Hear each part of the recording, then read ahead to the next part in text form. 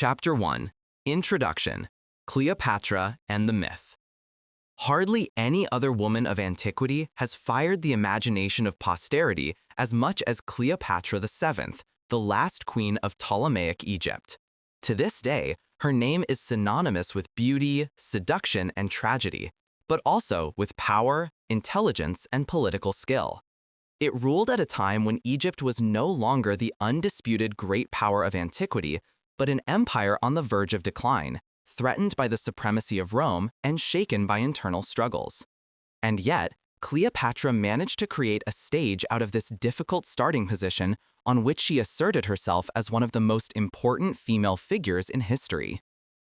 The myth about Cleopatra is fed by many sources. The ancient writers who reported on it, above all Plutarch, Cassius Dio, and Suetonius, often saw it through the lens of Roman politics.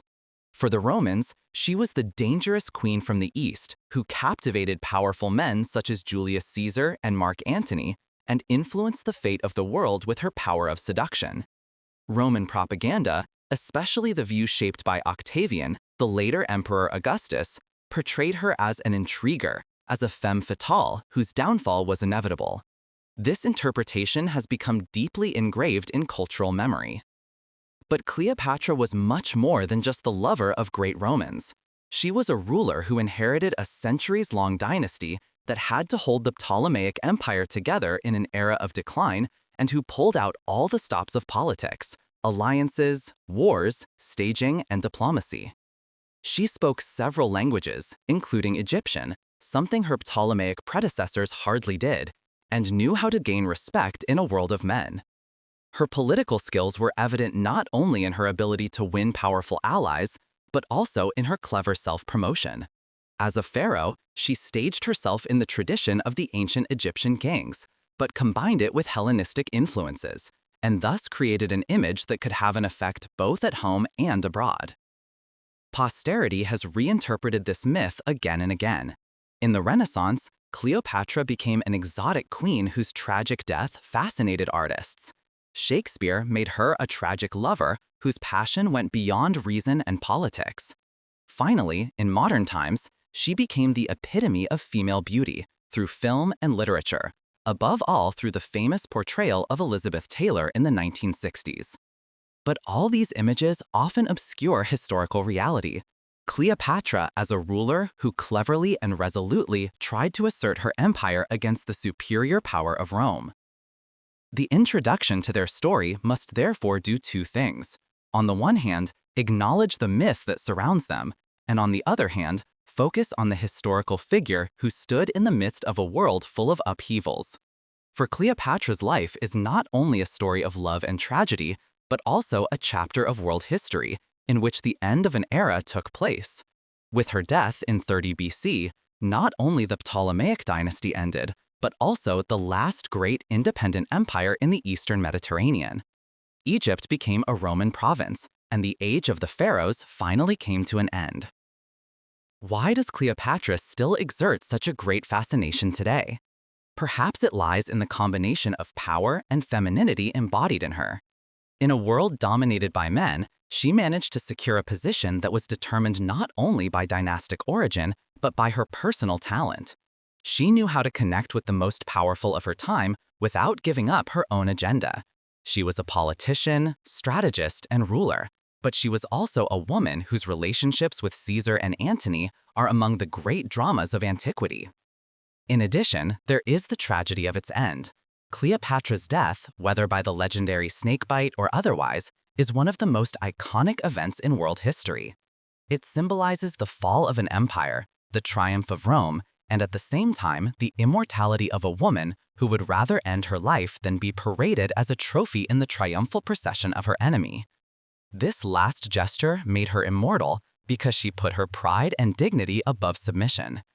Cleopatra's story is thus multidimensional. It is the biography of a ruler in the collapse of an old world order, the story of a woman who found her place between Rome and Egypt, between tradition and modernity, between myth and reality. At the same time, it is a mirror for the questions of power, gender, culture, and politics that are still relevant today. When we approach Cleopatra, we must therefore always distinguish what is historical reality, what is Roman propaganda, and what is retrospective projection. Only in this way can we understand the figure of this woman who has remained in the memory for 2 millennia. Cleopatra was not a mere seductress, not a puppet of powerful men, but a ruler with her own agenda who tried the impossible in one of the most difficult times of antiquity, to preserve the independence of Egypt. Chapter 2. The Legacy of the Ptolemies, Egypt between Orient and Occident. To understand Cleopatra and her extraordinary role, it is necessary to know the historical background in which she was born.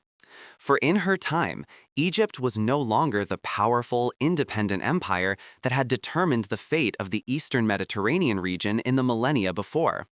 Instead, it was under the rule of the Ptolemies, a dynasty of Greek origin that had taken power on the Nile after the death of Alexander the Great in the 4th century BC. Cleopatra VII, as she is referred to in the official records, was the last in this long line of Ptolemaic rulers. Their life and work can only be understood if one understands the contradictions and tensions that shaped this empire. The Ptolemies were successors of Alexander, or more precisely, one of his generals.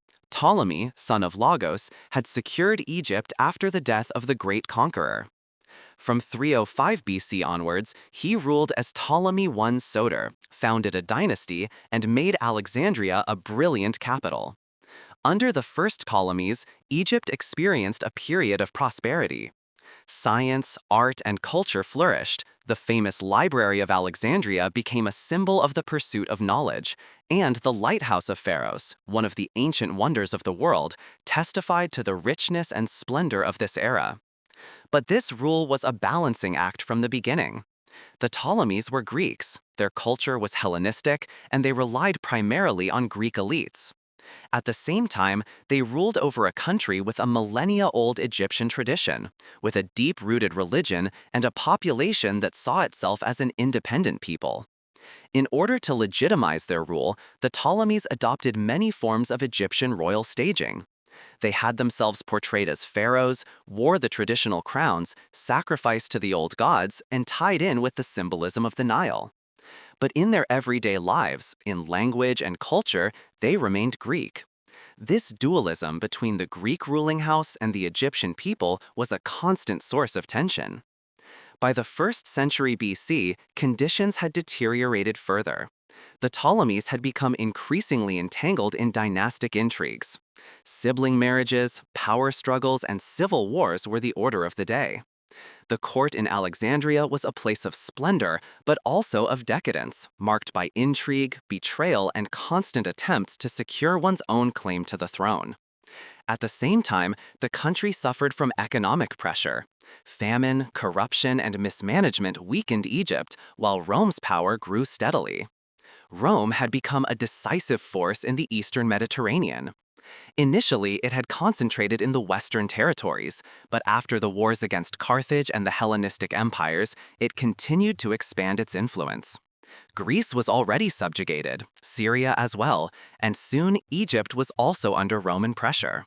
The Ptolemies had realized that their survival could only be ensured through skillful diplomacy and alliances with Rome. But this dependence was double-edged. It brought protection, but also made the country vulnerable to Roman interference. It was in this context that Cleopatra was born. She inherited a legacy marked by internal contradictions and external pressures.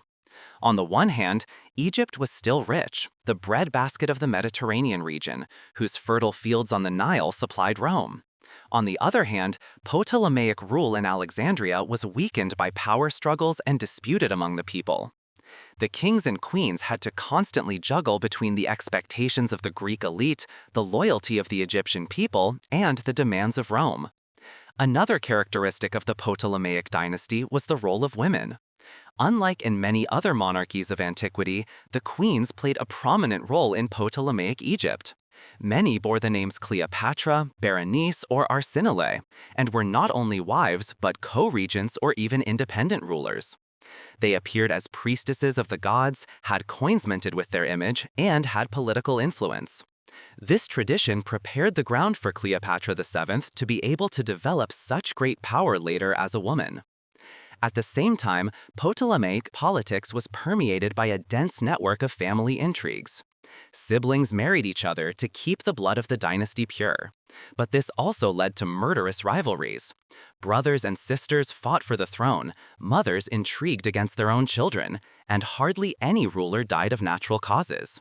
Cleopatra herself was to play a central role in this game, and her rise was anything but a given. The state of Egypt in the 1st century BC was thus paradoxical. On the one hand, it was a country of tremendous cultural radiance that amazed ancient travelers. The temples in Karnak and Philae, the library in Alexandria, the splendor of the Nile, all this gave Egypt an aura of grandeur. On the other hand, it was politically weakened, a plaything in the hands of Rome. For the Romans, Egypt was both a treasure trove and an exotic country that satisfied their longing for luxury, grain, and wealth. For the Ptolemaics, Rome was an inevitable partner, but also a constant shadow over their throne. Cleopatra took up her legacy at a time when there were no easy solutions. She had to represent a dynasty marked by internal decay and at the same time save her country from being subjugated by Rome. The legacy of the Ptolemaics was a burden, but also an opportunity. It offered them the opportunity to join the long line of rulers who had to assert themselves between East and West. It was to be the last and perhaps the most important of them. Chapter 3. Birth and Childhood. Rise in the Ptolemaic Royal House. Cleopatra VII, Philopator, her full name, was born in 69 BC in Alexandria, the magnificent capital of the Ptolemaic Empire. She was a child of a world marked by contrasts between Greek ruling culture and Egyptian tradition, between the magnificent metropolis of Alexandria and the vast fields of the fertile Nile Valley, between the country's radiant past and its precarious present under the pressure of Rome. From birth, she was at the center of a political network that was to determine her life. The exact circumstances of her birth and the identity of her mother are not clear in the tradition. She was probably the daughter of Ptolemy XII, called Auletes, the flute player, whose reign was marked by weakness and dependence on Rome. They are not sure about her mother. Some sources suspect that it was Cleopatra V, Tryphena, one of his wives. Others consider it possible that her mother came from Egyptian nobility. This uncertainty is significant because Cleopatra was later to play not only with her royal heritage, but also with the question of her cultural affiliation. Was she a purely Greek queen or also rooted in Egyptian tradition? Alexandria, the city where she grew up, was a melting pot of cultures. Founded by Alexander the Great, it was one of the most important metropolises in the ancient world. Here stood the famous lighthouse of Pharos, one of the 7 wonders of the world, and the legendary library, which was considered the collection place of all knowledge. Merchants from Greece, Egypt, Syria, and Rome streamed through the streets. Philosophers discussed in the halls, and poets recited their works. For a young girl like Cleopatra, it was a world full of impressions, in which wealth and education mixed with political intrigue. From the very beginning, she was prepared for her role in the power structure. Unlike many of her predecessors in the Ptolemaic house, Cleopatra placed particular emphasis on education. It is said that she spoke several languages, supposedly up to 9. In addition to Greek, the court and administrative language, she is also said to have learned Egyptian, a rarity among the Ptolemies. While her ancestors mostly ruled the Egyptian people from a distance, she approached this ancient empire with language and symbolism. In addition, she had knowledge of Latin, Hebrew, Aramaic, and other languages of the region, which would later give her invaluable advantages as a diplomat and queen. The education of the young Cleopatra was comprehensive. Philosophy, rhetoric, literature, and natural sciences were on her curriculum, as were politics and statesmanship. Alexandria offered ideal conditions for this. Scholars from all over the world worked at the famous library and in the Museon, a kind of ancient research center. Cleopatra thus grew up in an intellectual climate that was second to none. This education made her an extraordinary figure. A woman who was not only beautiful, as the legends later emphasized, but above all clever, eloquent, and politically savvy. But life at court was anything but idyllic. Cleopatra was part of a dynasty that was notorious for its internal power struggles. Her father, Ptolemy XII, struggled to maintain his rule. He relied heavily on Rome and indebted the country through tributes to the Roman rulers. This dependence made him unpopular among his own people. When he had to flee to Rome in 58 BC, Cleopatra's older sister, Berenice IV, took power. For the young Cleopatra, this was a formative experience. She learned early on that rule in Egypt was not a matter of course, but had to be constantly defended. When Ptolemy XII returned in 55 BC with Roman help and overthrew Berenice, she was executed. Cleopatra experienced the cruelty of power at close quarters. She was still a young girl, but these experiences shaped her awareness of the dangers and intrigues at court. She knew that loyalty among siblings was no guarantee, and that one could only survive with skill and strength. After the death of her father in 51 BC, Cleopatra took over the reign together with her younger brother Ptolemy XIII. According to Ptolemaic tradition, siblings were to marry each other and rule together, but behind this formal unity was a bitter power struggle. Cleopatra was about 18 years old at the time, young but determined to assert her right to the throne. Her brother was only 10 years old and was under the influence of advisors and courtiers who wanted to secure their own power. The first years of her reign were marked by uncertainty. On the one hand, Cleopatra had the potential to lead the empire through her education, intellect, and presence.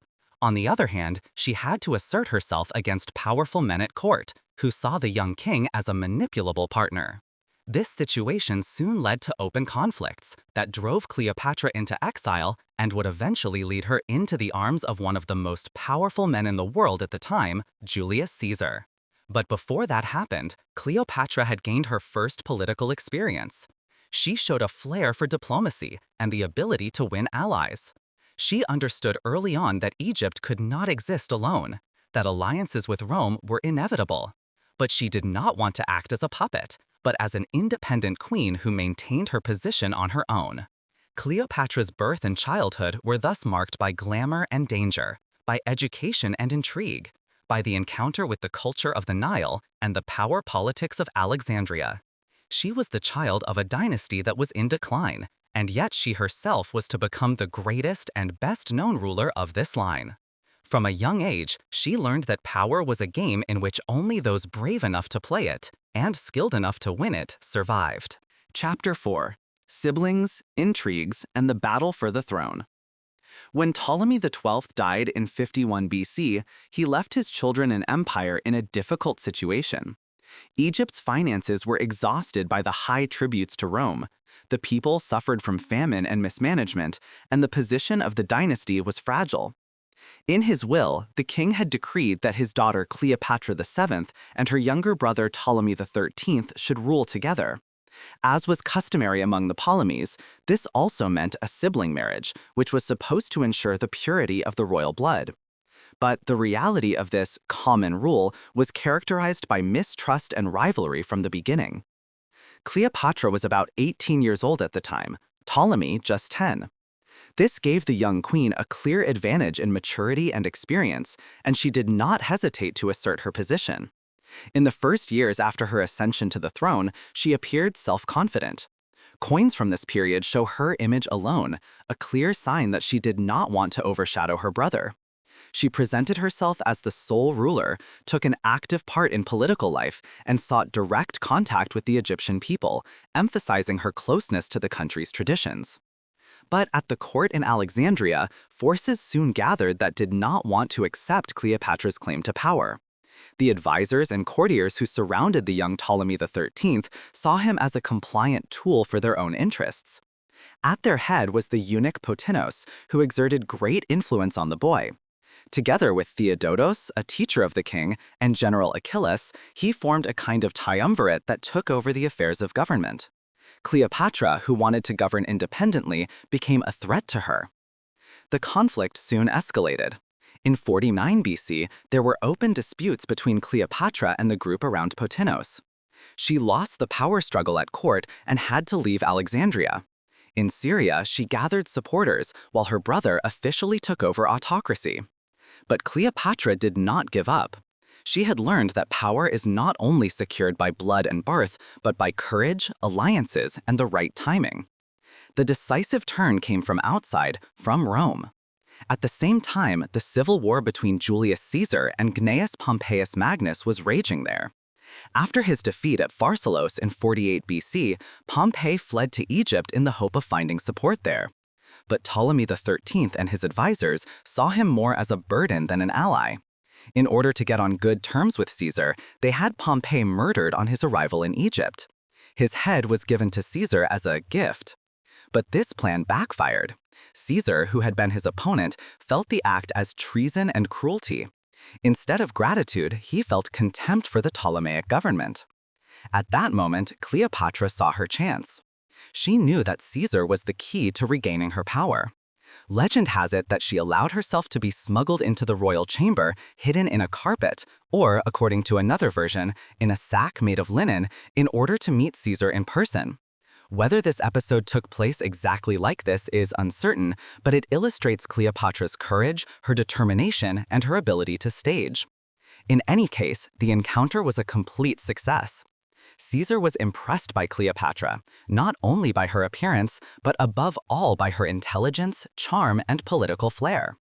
With Caesar's support, Cleopatra returned to Alexandria.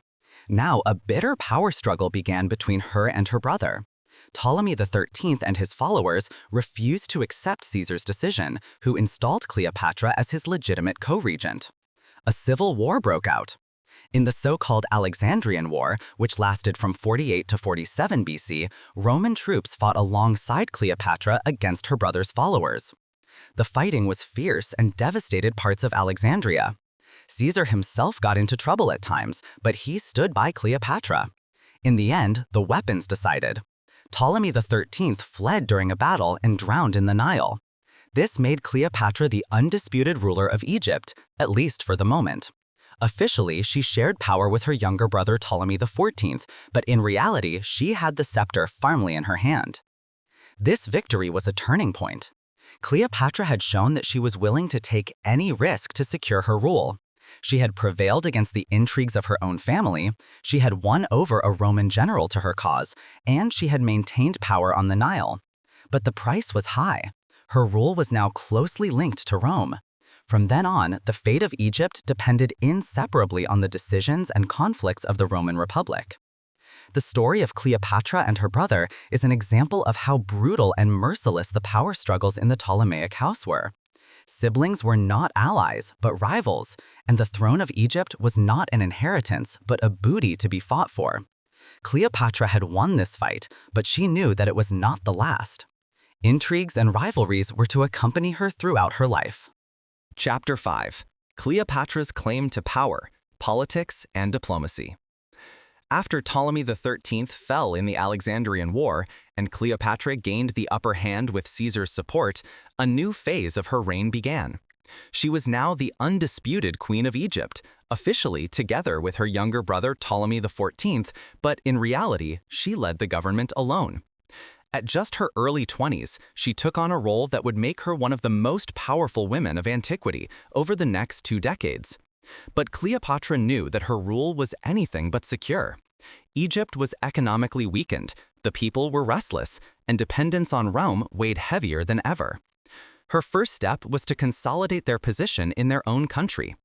Cleopatra understood that not only could she rule as queen at the court of Alexandria, but that she also had to win the hearts and loyalty of the Egyptian people. Unlike many of its Ptolemaic predecessors, it actively sought to identify with the traditions of Egypt. She was depicted in the iconography of the pharaohs, with the typical crowns and in the pose of an Egyptian goddess. She performed in temples, donated to religious festivals, and maintained contact with the priests. By adopting the ancient symbolism of pharaohship, she created a link between herself and Egypt's cultural heritage, which was deeply rooted in the people. This double identity, Greek queen and Egyptian pharaoh, was a clever move. For the Greek elites in Alexandria, she remained the educated, Hellenistic ruler who moved in philosophy and diplomacy. For the Egyptian population, however, she appeared as the successor of the ancient pharaohs, as a divine ruler who enjoyed the protection of the gods. In this way, she managed to bind both sides of her society to herself. At the same time, it pursued a clever foreign policy. She knew that Egypt could not exist in isolation. Rome was the decisive power in the Mediterranean, and Egypt's survival depended on a good relationship with the Roman rulers. But Cleopatra was too clever to become completely dependent. She tried to create a balance, to accommodate Rome to the extent that Egypt retained its independence, and at the same time to present her own strength in such a way that she was perceived as a partner, not as a subordinate. Her relationship with Julius Caesar was of central importance in this context. Not only had he enabled her to return to the throne, but he was also the father of her son, Ptolemy XV, better known as Caesarion. Cleopatra understood that her connection to Caesar was not only a personal alliance, but above all, a political one. With Caesarion, she hoped to create a dynastic bridge between Egypt and Rome, a vision of the future in which her son could appear as the joint heir of both empires. But these hopes were risky. In Rome, the relationship between Caesar and Cleopatra was controversial. Many senators saw in her a dangerous stranger who influenced Caesar. The idea that a son of her and Caesar could lay claim to power in Rome was unbearable for the Roman elite. Cleopatra was aware of these tensions, but she was not intimidated. She even traveled to Rome and lived for a time in Caesar's villa on the other side of the Tiber. In doing so, she demonstratively showed that she stood by his side, and at the same time that Egypt was not just any vassal state, but a power that appeared on an equal footing. Back in Egypt, Cleopatra worked to stabilize the economy. It used the resources of the Nile, agriculture, and trade to secure finances. Grain exports to Rome remained a central means of emphasizing their importance for Roman supply. At the same time, it focused on the development of Alexandria as a cultural and economic center. She promoted science and art, made contacts with intellectuals, and had herself staged as a patron of education and research. In her self-portrayal, Cleopatra deliberately combined elements of politics and religion. She had herself depicted in temples like Isis, the goddess of fertility and protection. In doing so, she placed herself in a long tradition of female divinity that played a major role in Egypt. At the same time, she resorted to Hellenistic imagery and used coinage to carry her image as queen to all parts of the empire. This symbiosis of religion, culture, and power was an instrument that consolidated her position and allowed her to act as both a ruler and a symbol. But despite all efforts, Cleopatra's reign was always uncertainty. Rome repeatedly interfered in Egypt's internal affairs, and rival forces at home lurked for chances to overthrow it. Her own family was not free of intrigues either. Her younger brother, Ptolemy XIV, remained her co-regent at first, but it can be assumed that Cleopatra had him removed at some point in order to establish Caesarion as his successor. As cruel as this step may seem, it corresponded to the realities of a dynasty in which power always decided on life and death. Cleopatra's politics were characterized by pragmatism, acumen, and a strong sense of staging. She knew that as a woman in a male-dominated world, she had to be doubly convincing, through intelligence and through representation. Her strength lay not only in military power, but in their ability to forge alliances, to make her role flexible, and to always find a balance between dependence and self-assertion. In these first years after her victory over Ptolemy XIII, Cleopatra laid the foundations for her later importance. She formed herself into a ruler who not only relied on short-term advantages, but also pursued a long-term vision. Egypt as a self-confident kingdom in the shadow of Rome, with a queen who was as much a diplomat as a goddess, as much a politician as a symbol. Chapter 6. Meeting Julius Caesar. Love, Power, and Calculation. The encounter between Cleopatra and Julius Caesar is one of the most famous moments of antiquity, an event that merged history and legend. It was not only the beginning of a personal relationship between a queen and one of Rome's most powerful men, but also a turning point for Egypt and the entire Mediterranean. For this connection gave rise to an alliance that had political, military, and symbolic dimensions, an interplay of love and power, of calculation and mutual fascination. When Caesar came to Alexandria in 48 BC, he was a man at the peak of his career. He had defeated Pompey, once the most powerful rival in Rome, and now stood as the undisputed general. But his victory had also put him in a difficult position. Rome was politically torn, his opponents in the Senate persecuted him bitterly, and he needed allies, riches, and strategic bases. Egypt was of immense importance in this context. It was rich in grain, a center of trade, and a country with symbolic appeal. Cleopatra, on the other hand, was in a desperate situation after her expulsion by the court clique around her brother Ptolemy XIII. Without Roman support, she could hardly hope to regain her rule. She recognized in Caesar not only the most powerful man of the time, but also the only chance to secure her empire and her own position. This is how the legendary episode that Plutarch handed down came about. Cleopatra had herself secretly brought to Caesar's chamber, hidden in a carpet or a bundle of linen. When it was unrolled in front of him, the queen revealed herself, and the Roman was immediately fascinated. This scene, which has been depicted again and again in literature and art, is more than an anecdote. It shows Cleopatra's courage, her sense of drama, and her understanding of the power of staging. She knew that she had to win Caesar not only through arguments, but also through her personality. Her beauty alone, as even ancient authors emphasized, was not decisive. It was her spirit, her intelligence, her charisma that impressed Caesar.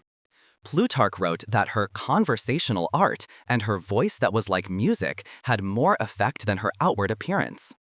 A close relationship soon developed between Caesar and Cleopatra. For Caesar, she was the ideal partner, exotic, educated, ambitious, and a ruler who could provide him with wealth and influence. For Cleopatra, he was the guarantee of her power, the man who could protect her against her enemies in Egypt and the intrigues of her own family. So their connection was both personal and strategic. Love and calculation went hand in hand. During the Alexandrian War, Cleopatra proved her political skill at Caesar's side. She supported him not only materially, but also with her knowledge of the land and the farm. Together, they survived sieges, battles, and intrigues. In the end, they triumphed. Ptolemy XIII fell, and Cleopatra was confirmed as queen. Caesar officially installed her as ruler, a signal to Rome that he had brought Egypt under his control without annexing it directly. But Cleopatra wanted to be more than just a queen under Roman protection. With the birth of her son Caesarion in 47 BC, she closely linked her future to that of Caesar. She presented the child as the son of the most powerful man in Rome and the legitimate heir of Egypt. In doing so, she created the vision of a new dynasty that could unite the heritage of Rome and Egypt. For many in Rome, this thought was a provocation because it questioned the traditional order of power. After the victory in Alexandria, Cleopatra even accompanied Caesar on his travels. They undertook a journey on the Nile, a kind of triumphal procession, in which they presented themselves to the people as a powerful couple. For Cleopatra, this was not only a political signal, but also a staging of her role as a pharaoh at the side of a Roman emperor. This trip underlined her claim to be not just a vassal, but a partner at eye level. When Caesar returned to Rome, Cleopatra did not stay in Egypt, but followed him. She lived for several years in his villa on the other side of the Tiber, a scandal for the conservative circles of Roman society. A foreign queen who openly resided at Caesar's side and possibly exerted influence on him was unbearable for many senators. The rumor mill was bubbling over, and Cleopatra was portrayed as a dangerous seductress who could weaken Caesar and lead Rome to ruin. Despite this rejection, Caesar did not allow himself to be distanced from her. He publicly honored Cleopatra, placed golden statues of her in the Temple of Venus Genetics, and recognized Caesarion as his son, though not officially as heir. For Cleopatra, this was a victory. She had found her place in the heart and at the side of the most powerful man of antiquity. But the Ides of March 44 BC changed everything. Caesar was assassinated and Rome sank into chaos again. For Cleopatra, this was a shock and a threat. Her connection to Caesar, the basis of her power politics, was suddenly destroyed. At that moment, it became clear how risky her calculation had been. Their presence in Rome made them vulnerable, their position in Egypt insecure. The encounter with Caesar and the years at his side had deeply influenced Cleopatra's life. She had shown that she was capable of acting at the highest political level, that she could hold her own alongside a man like Caesar, and that she never lost sight of her own agenda. But his death marked the beginning of a new chapter in which she once again had to use all her wisdom to defend Egypt between the Roman civil wars. Chapter 7: The Nile Campaign and the Securing of Power. The victory in the Alexandrian War had brought Cleopatra back to the throne, but her rule was by no means secured. Egypt was an empire full of tensions. Intrigues in the court, unrest among the people, and an unstable economy made the political situation fragile. In addition, Rome, embodied by Julius Caesar, was now present as a power factor in all important decisions. Cleopatra had to prove that she not only ruled by Caesar's favor, but was also capable of embodying the authority of a pharaoh on her own. This is the context of the famous journey to the Nile that Cleopatra undertook together with Caesar in 47 BC. The journey had several dimensions. On the one hand, it was a political staging. Caesar, the victor of Pharsalos, wanted to show that he had restored order even in distant Egypt. On the other hand, it served Cleopatra to consolidate her position in her own country. The Nile was not only a lifeline, but also the mythical bond that linked the kingship of Egypt to the gods. Whoever ruled the Nile ruled over the land. The journey took them far up the river, past temples, cities, and villages. Wherever they appeared, the population was presented with a picture of power and harmony. Cleopatra, who stood at Caesar's side young and determined, and the Roman, who had not only returned the throne to her, but also assured her of his support. This staging was of great importance. It signaled that Cleopatra was not a queen who stood in the shadow of Rome, but a ruler who was confirmed by the gods of Egypt and at the same time recognized by the most powerful man in the world at that time. For Cleopatra, this trip was also an opportunity to emphasize her role as a pharaoh. She performed in the temples, sacrificed to the gods, and was portrayed in the tradition of the ancient Egyptian kings. It combined its Ptolemaic origins with the symbols of ancient Egypt, creating an identity that found acceptance among both the Greek elite of Alexandria and the Egyptian population. Their ability to connect cultural codes was a key element of their rule. But the Nile journey was not only symbolic, it also had practical purposes. Cleopatra used it to secure the loyalty of the provinces and to show her presence throughout the country. After the turmoil of the Civil War, it was important that people saw their queen, that they experienced that a legitimate ruler sat on the throne. For many, this was a signal of stability that inspired confidence in the future. During this time, Cleopatra's son Caesarion was also born, whom she proudly presented as heir. Caesarion, officially called Ptolemy XV, was more than a child to them.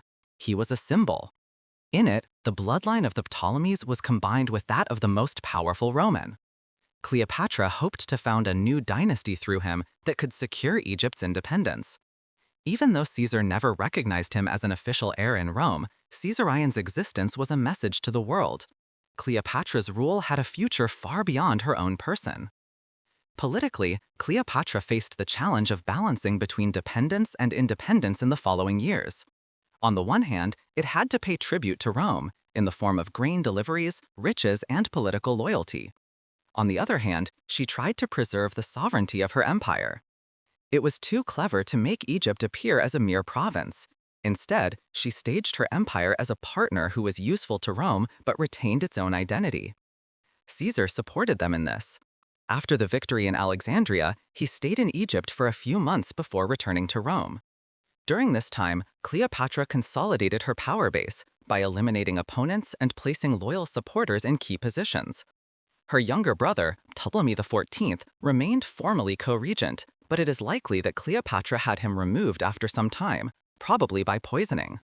This cleared the way for Caesarion to be built up as a future autocrat. However, securing their power did not only have a domestic political dimension. Internationally, Cleopatra had to defend her empire against external threats. Syria, Cyprus, and other former Ptolemaic territories had long since come under Roman influence, and new powers were also pushing in the east of the Mediterranean. For Cleopatra, it was therefore crucial to emphasize Egypt's role as the breadbasket of the Mediterranean. As long as Rome was dependent on the annual grain deliveries from the Nile Valley, it had a means of exerting pressure that strengthened its position. In this context, the Nile journey was an act of self-assurance. She showed not only the people, but also the world that Cleopatra mastered her role. It combined with the ancient symbolism of the river, placed itself in a tradition that reached back to the earliest pharaohs, and thus proclaimed, Egypt is alive, and with it, its queen. But Cleopatra knew that her power was closely linked to Caesar's fate. His support had secured her throne, and his favor was the key to her future. That is why she maintained her connection to him even beyond the borders of her empire. Her presence in Rome, her portrayal as Caesar's partner, her courage to publicly show herself at his side, all this testifies to her understanding that power was decided not only in her own country, but also on the stage of world politics. The years after the Alexandrian War and the Nile journey were thus a phase of consolidation. Cleopatra had prevailed against her rivals, she had skillfully used the symbols of power, she had consolidated her position in Egypt, and at the same time established her relationship with Caesar as the foundation of her rule. But beneath the surface, the situation remained fragile. The fate of Egypt depended on the developments in Rome, and there was soon to be an event that changed everything: the assassination of Caesar. Chapter 8. Cleopatra as Pharaoh: Religion, Culture, and Self-Presentation. Cleopatra VII was not only a politician of extraordinary skill, but also a master of staging. She knew that rule in ancient Egypt was far more than the exercise of power over armies and officials. A pharaoh had to claim divine legitimacy, had to maintain the balance between the gods and men, and had to embody in his person the connection between heaven and earth. Cleopatra was aware of this tradition and used it at a time when the Ptolemaic kingship was long under pressure, in a way that stabilized her empire and consolidated her own position. In contrast to many of her Ptolemaic predecessors who cultivated the Egyptian language and culture only superficially, Cleopatra took this role seriously. She spoke Egyptian and was thus the first of her dynasty to be able to express herself in the language of the people. This alone was a strong signal that emphasized their closeness to Egyptian heritage. She understood that Ptolemaic rule could be secured not only by military strength or Roman support, but also by the trust of the Egyptian people, who traditionally revered their rulers as divine. Religiously, she associated herself above all with the goddess Isis. Isis was one of Egypt's most powerful and popular deities: mother, protector, healer, and symbol of fertility and rebirth. Cleopatra was often depicted in the iconography of Isis, with the typical attributes, in ritual robes, or in scenes that emphasized her closeness to the goddess. As a result, she presented herself not only as a secular queen, but as the embodiment of a divine power that watched over the well-being of the country. At a time of political uncertainty, this was an important step to secure legitimacy. At the same time, Cleopatra used Hellenistic culture to make her rule internationally visible.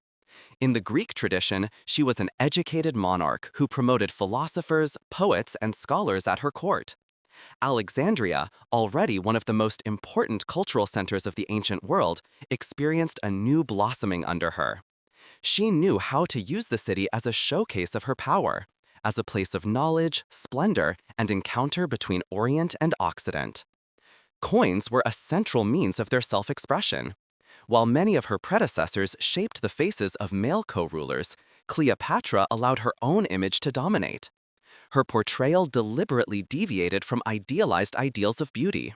She showed herself with striking facial features, a long nose, an energetic chin, and a serious expression. This portrayal was not a coincidence, but a political statement. She wanted to appear as a strong ruler, not as a delicate beauty. For contemporaries, it was clear that it was not a doll at court that ruled here, but a queen of her own stature. She also made her mark in architecture. Cleopatra had temples restored and new buildings erected, emphasizing her connection to the gods and Egyptian heritage.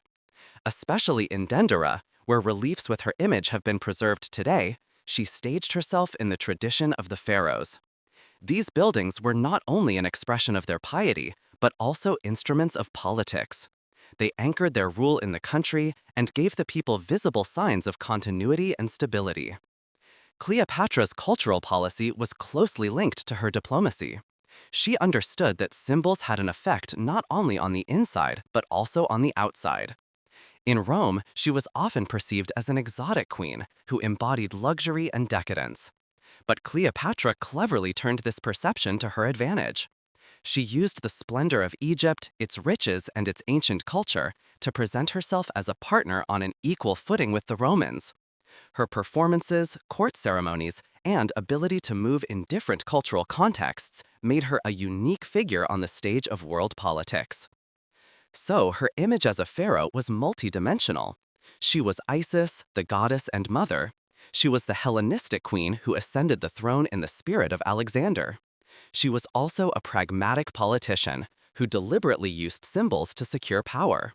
This complexity explains why Cleopatra captivated so many people, from simple farmers on the Nile to Roman emperors. But Cleopatra's self-portrayal was not only a question of tradition, but also of the future. With Caesarion, her son of Julius Caesar, she combined her own role with a dynastic vision. It also placed him in the vicinity of divine symbols, presenting him as a child of Isis and as the legitimate heir of both the Egyptian and Roman worlds. In this combination lay a tremendous political explosive force that deeply worried Rome. Despite all the propaganda, Cleopatra's rule remained a balancing act. It had to maintain the trust of the Egyptian people, satisfy the Greek elite, and at the same time keep Rome in check. Her ability to weave religious and cultural elements together was a crucial tool in this process. While many of her predecessors went under because they relied too much on power or too much on tradition, she managed to combine the two. This clever staging as a pharaoh was perhaps the greatest secret of her power. She was not only the lover of Caesar or later of Mark Antony. She was the ruler of an empire that, despite all its weaknesses, possessed a symbolic size that reached far beyond its borders. Her self-portrayal as a pharaoh earned her the respect of her own people. Her role as a patron of culture brought her fame, and her ability to use religious symbols made her an almost mythical figure. In this way, Cleopatra laid the foundation for the myth that surrounds her to this day. She combined the legacy of the pharaohs with the demands of a globalized world of the Mediterranean. She used religion and culture to conduct politics, and she created an image of herself that was stronger than all intrigues and defeats. Chapter 9. The Relationship with Caesar, son of Caesarion, and the Vision of the Future. The connection between Cleopatra and Julius Caesar was one of the most momentous relations of antiquity. It was not only a personal liaison, but a political alliance of enormous significance. For Cleopatra, Caesar was the pillar that secured her throne and legitimized her rule. For Caesar, Cleopatra was a symbol of power over the Eastern Mediterranean, a ruler whose riches and resources strengthened his position in Rome. Together, they were united by a project that extended beyond Egypt's borders, the vision of a new dynastic order that would merge Rome and Egypt. In 47 BC, Cleopatra gave birth to a son, Ptolemy XV Philopator Philomator Caesar, better known as Caesarion. Even the name was a political program. Caesarion, the Little Caesar, left no doubt that Cleopatra presented the child as the successor of her Roman lover. For them, Caesarion was the guarantor of a future in which Egypt was no longer isolated, but stood at the center of a new, powerful dynasty. The birth of Caesarion was a clever move. Cleopatra knew that in a world where power was legitimized by bloodlines, a son of her and Caesar was invaluable. In it, the heritage of the Ptolemies was combined with the glory of the most powerful Roman. For the Egyptian population, he could be considered a legitimate pharaoh, but for Rome, he was a constant provocation. The Roman elite feared the idea that Caesar could recognize his Egyptian son and include him in the Roman succession. This would have turned the balance of power in the Republic upside down. Caesar himself was ambivalent on this issue. There is no evidence that he officially recognized Caesarion as his son, but he showed clear signs of affection.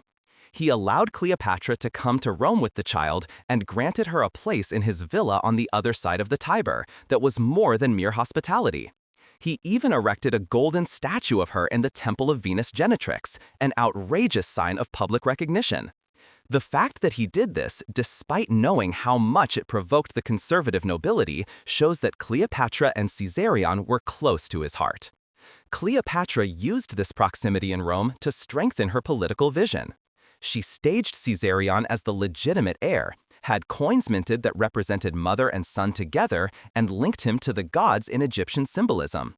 It was clear to her that if she succeeded in establishing Caesarion as a link between Rome and Egypt, she could ensure the survival of her empire.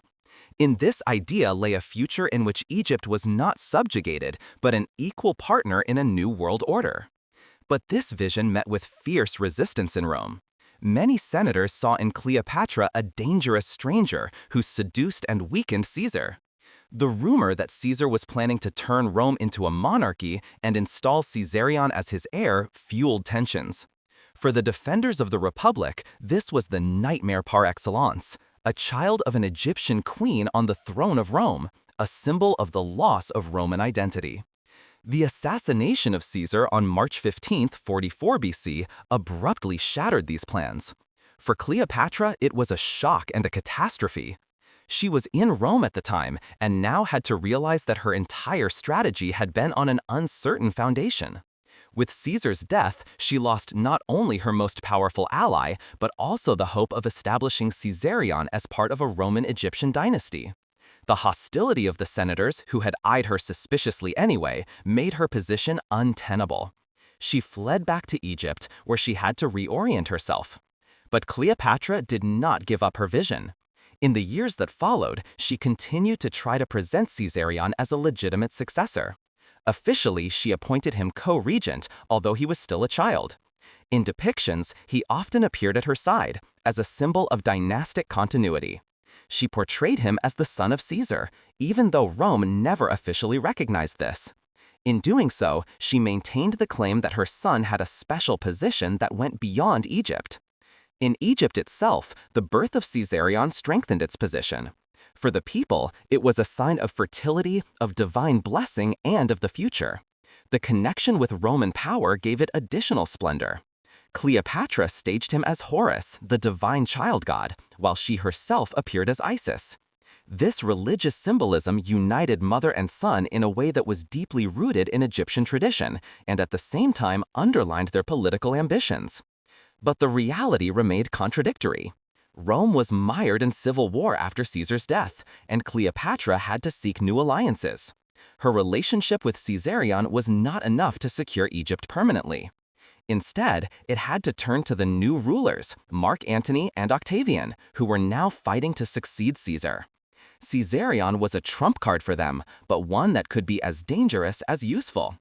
Nevertheless, the relationship with Caesar and the birth of Caesarion mark a decisive moment in Cleopatra's life. They show how much she was willing to combine personal relationships with political calculation. She was not just a lover who drew herself under the spell of a great man. She was a ruler who planned the future of her country with strategic foresight. For them, Caesarion was not only her son, but the key to a vision that would secure Egypt a central role in the game of the great powers. This vision failed because of the daggers of the conspirators in the Senate. But their influence extended far beyond Cleopatra's lifetime. Years later, Caesarion would remain a symbol of hope for Egypt, and for Octavian, the future Augustus, a threat he eventually had to eliminate. Chapter 10. Rome and Egypt, a dangerous dependence. From the very beginning, Cleopatra's reign was inextricably linked to Rome. Since the return of her father Ptolemy XII with Roman help in 55 BC, Egypt had been trapped in a relationship of dependence, which was exacerbated during Cleopatra's reign. Rome was the overpowering neighbor, which meant protection and threat at the same time. For Cleopatra, this was the greatest challenge. She had to defend her land without letting it fall completely into the hands of the Romans. In the 1st century BC, Rome was no longer a regional power, but the undisputed hegemon of the Mediterranean region. After the conquests of Greece, Asia, and Spain, after the destruction of Carthage and the Seleucid Empire, Egypt was one of the last great monarchies to retain its independence. But this independence was only a shadow of former strength. For the Romans, Egypt was one thing above all, the granary of the empire. The Nile, with its fertile floods, not only fed the Egyptian people, but also delivered large quantities of grain to Rome. At a time when Rome's urban population was dependent on cheap bread, Egypt was of existential importance. On the one hand, this was an advantage for Cleopatra. As long as Rome was dependent on the Nile, it could maintain its position. It used the grain as a means of exerting pressure to secure political leeway. On the other hand, it was precisely this dependence that made Egypt a tempting target. Many Romans dreamed of annexing the country directly and placing its treasures in the hands of the Republic. Cleopatra therefore had to prove incessantly that an independent Egyptian queen was more useful to Rome than a Roman province. The relationship with Julius Caesar was a double-edged sword in this context. On the one hand, she gave Cleopatra the support she needed to defend her position against internal and external enemies. On the other hand, it made Egypt a plaything of personal ambitions in the eyes of many Romans. Cleopatra knew that she could not survive through military power alone, but through skillful diplomacy. She tried to give Rome what Rome needed: grain, riches, loyalty, while maintaining her own independence. After Caesar's assassination in 44 BC, this balance became even more difficult. Rome plunged into new civil wars.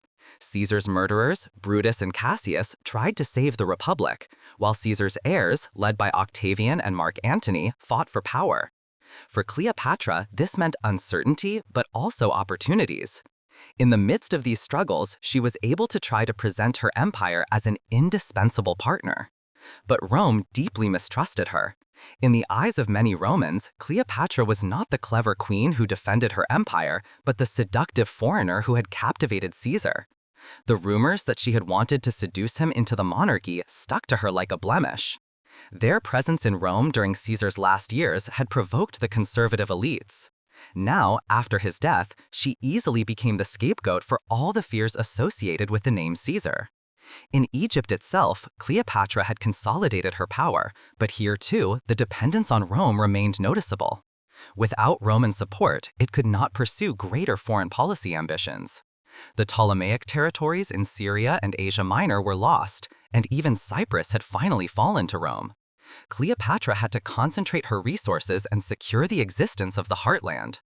It focused on economic stability, expanded trade and administration, and ensured that the flow of grain to Rome did not stop. At the same time, she stuck to her vision of staging Caesarion as a symbol of a connection between Rome and Egypt. But she knew that he would not be recognized in Rome.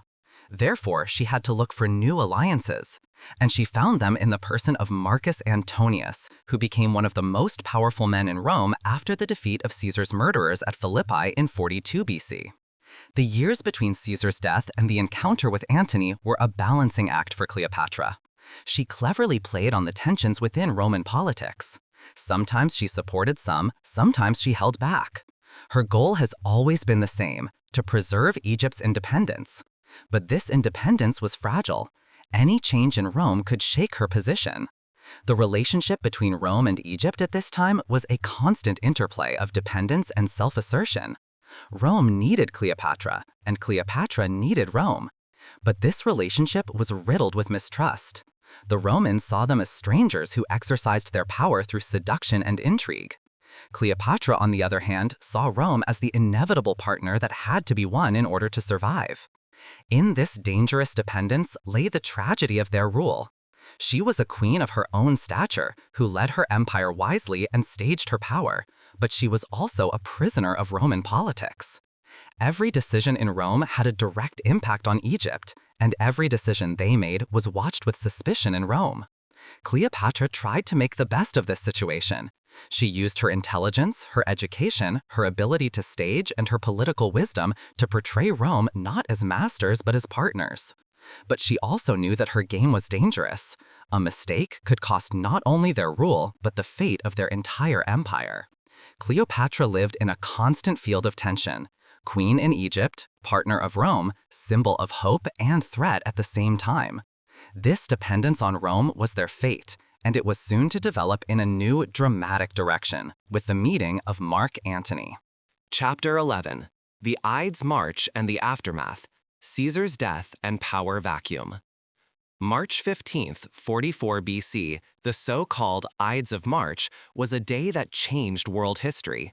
In the halls of the Roman Senate, Julius Caesar, the undisputed ruler of the Roman Republic, was assassinated by a group of senators. They were afraid that he would rise to kingship, that he would destroy the old order and turn the republic into a monarchy. Under the daggers of his former friends fell the most powerful man in Rome. For many Romans, this was an attempt to save freedom. For Cleopatra, however, it meant the loss of her most important ally and an existential threat to her rule. Cleopatra was in Rome at the time, in Caesar's villa on the other side of the Tiber, together with her son Caesarion. Their presence had been a scandal anyway, a constant source of rumors and mistrust. But now her situation became dangerous. Caesar's murderers, Brutus, Cassius, and their co-conspirators, saw in her not only a stranger, but an embodiment of those monarchical tendencies they sought to prevent. Cleopatra knew that she had no security in this atmosphere. Only a few weeks after the assassination attempt, she left Rome and returned to Alexandria. The murder of Caesar plunged Rome into a power vacuum. The conspirators hoped to restore the Republic, but instead, they unleashed a new wave of civil wars. Caesar's followers, above all Mark Antony, his close confidant and consul, and Octavian, Caesar's adopted son and testamentary heir, came to the fore. Rome was divided between those who wanted to save the old order and those who wanted to continue Caesar's legacy. For Cleopatra, the situation was complicated. With Caesar's death, her hope of establishing Caesarion as a link between Rome and Egypt was also destroyed. Caesar had never officially recognized him as an heir, but Cleopatra had hoped that in time a role would arise for him. But now he was a child without protection in an empire dominated by intrigue and civil wars. In Alexandria, Cleopatra therefore had to do everything in her power to consolidate her own position. She officially placed Caesarion as co-regent at her side. In doing so, it signaled that the Ptolemaic dynasty had a future and that the blood of Caesar, whether recognized by Rome or not, lived on in the heir to the throne of Egypt. This staging served to reassure its own people and to signal to Rome that it remained a relevant partner. But Rome soon turned its gaze back to the east. Brutus and Cassius gathered troops in the provinces, while Antony and Octavian pursued their own claims to power. In this chaos, Cleopatra had to make a choice.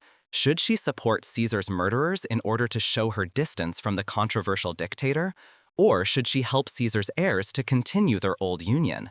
Every decision was risky. At first, she tried to act cautiously. She held back, avoided open partisanship, and waited to see how the situation developed. But the balance of power changed quickly. Antony and Octavian allied themselves with Lepidus and formed the Second Triumvirate. Together, they went to war against the conspirators.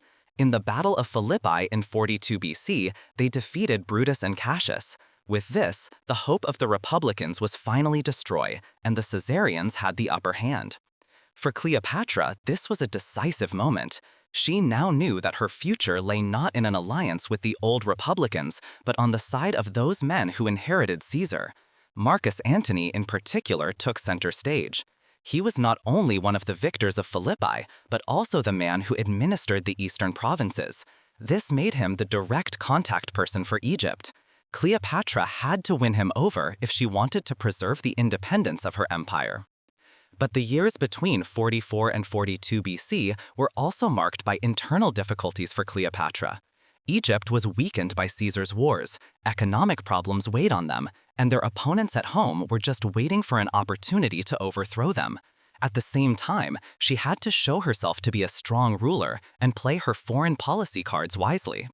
Caesar's death had made her position more fragile than it had ever been. Their power now rested solely on their ability to win new allies and maintain old structures. She could no longer rely on a stable connection to Rome, but had to assert her empire in the midst of the storm. In this phase, Cleopatra's ability to react flexibly to changing circumstances became apparent. She did not allow herself to be paralyzed by the catastrophe of the Ides March, but looked ahead.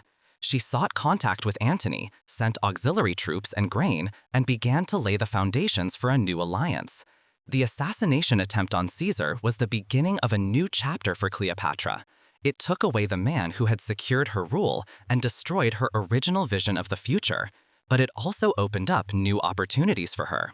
By tying herself to Antony, she tied in with Caesar's legacy and set the stage for one of the most famous love stories of antiquity. But before that relationship began, she had to maneuver her country through the perilous years of the power vacuum, years in which everything was at stake and she could only survive through wisdom and determination. Chapter 12.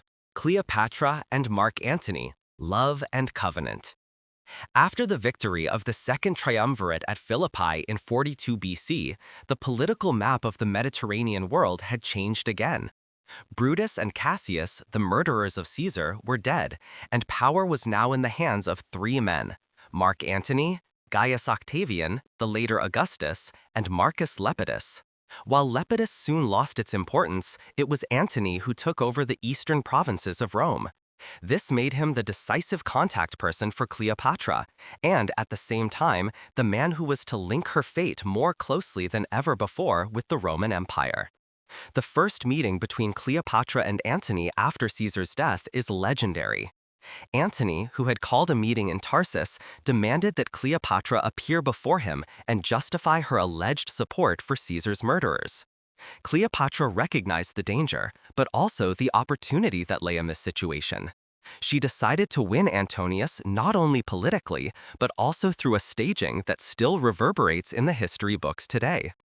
Plutarch describes how Cleopatra sailed up the Cydnos on a magnificent ship. The ship was decorated like the vessel of the goddess Aphrodite. Sails of purple fluttered in the wind, silver oars beat the beat, and Cleopatra herself lay under a golden canopy, surrounded by servants dressed as nymphs. Scents of incense and exotic essences filled the air. It was not so much an arrival as a revelation. Antony, who was known for his love of splendor and sensuality, was overwhelmed. Cleopatra's genius was already evident in this production.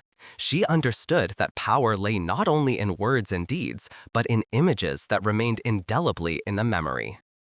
Antony quickly fell for her, not only because of her looks, but also because of her intelligence, charisma, and political skills. Cleopatra was not a simple lover, but a partner at eye level. Antony himself was a man who claimed Caesar's inheritance, but did not possess the sobriety of Octavian. He loved the spectacle, the luxury, the passion, and in Cleopatra, he found a woman who embodied all of this and at the same time had the power of Egypt behind her. The union between the two was more than an affair from the beginning. It was a political alliance. Cleopatra offered Antony wealth, ships, and troops that he urgently needed for his wars in the East. Antony, in turn, offered her protection and the opportunity to preserve Egypt's independence. Together, they forged plans that went far beyond their personal feelings. A new order in which Rome and Egypt would be united, with the two of them at the top. The relationship soon became publicly visible. Antony spent the winter of 4140 BC with Cleopatra in Alexandria. It was a time of intoxication, of celebration, but also of politics. The two organized magnificent festivals, which are described in the sources as the Society of the Incomparables.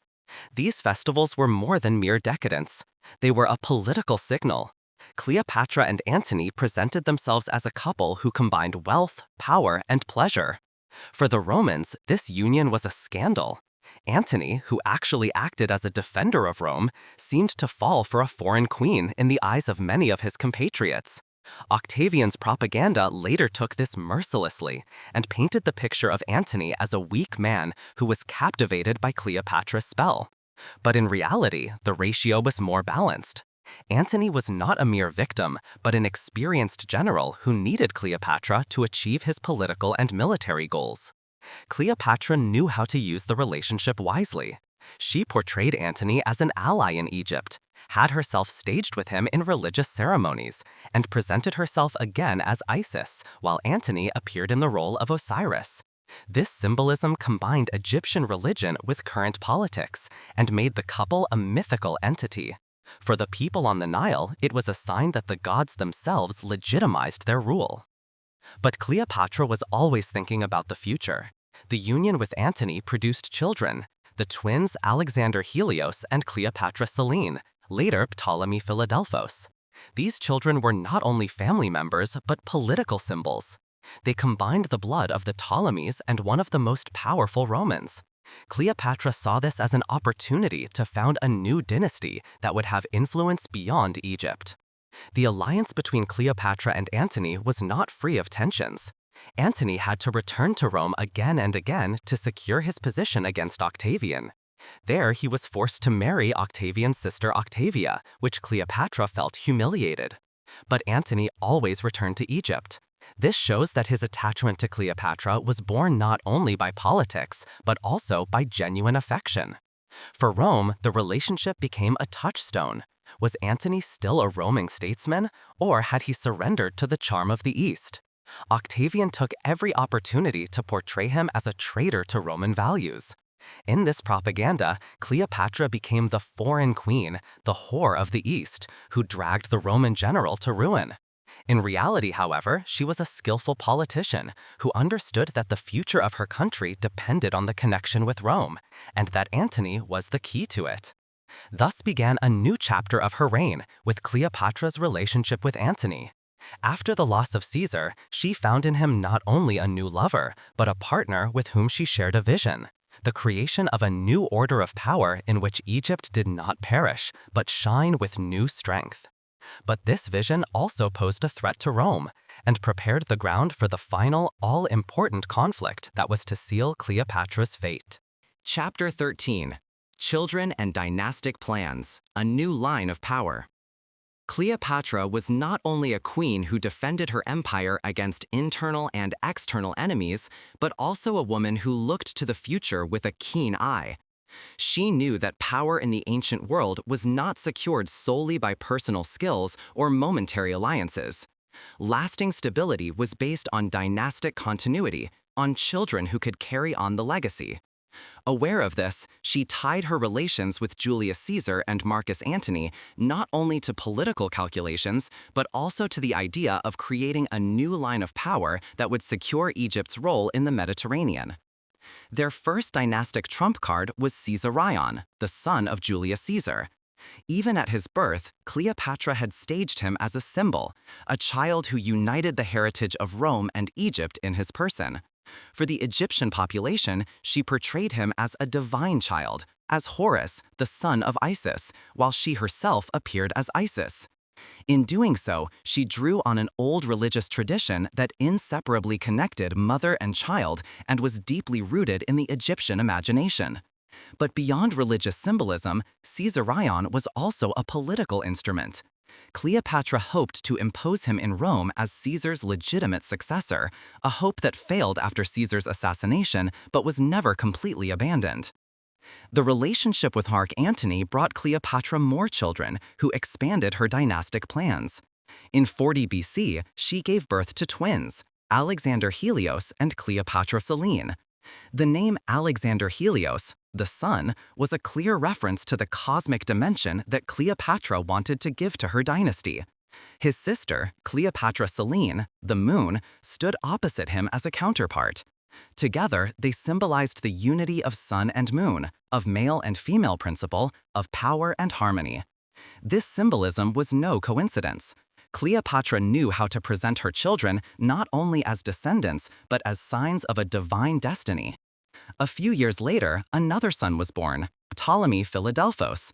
His name also had a programmatic character.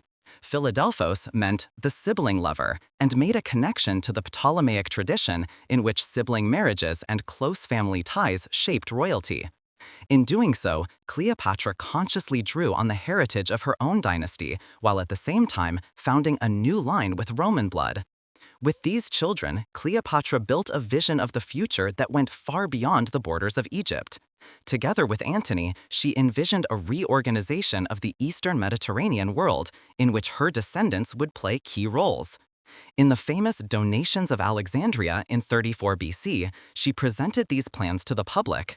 Antony, who had a close relationship with Cleopatra at that time, declared her children rulers of various areas.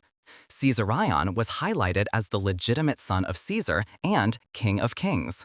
Alexander Helios received the East, including Armenia and Parthia, territories that Rome did not even control. Cleopatra Selene became queen of Cyrenaica and Libya, Ptolemy Philadelphos ruler of Syria and Cilicia. These donations were a political staging of enormous significance. Cleopatra thus showed the world that she and Antony founded a new dynasty that not only challenged Rome but was to trump it. The children were the visible signs of this future. In them, the heritage of Egypt was combined with the blood of one of the most powerful Romans. They were not mere descendants, but symbols of a new world order. For Rome, however, this was an affront. Octavian, the later Augustus, in particular, exploited the donations for propaganda purposes. He portrayed Antony as a traitor who gave Roman territories to a foreign queen and her children. In this depiction, Cleopatra became a dangerous, strange witch who had cast a spell over Antony and now undermined the Roman Empire. The children, who meant hope and future for Cleopatra, were perceived as a threat in Rome. Despite Roman criticism, Cleopatra's dynastic policy was wise from an Egyptian point of view. It tied in with old traditions in which pharaohs staged their children as part of the divine cosmos. At the same time, she used the Roman dimension to position her descendants beyond Egypt.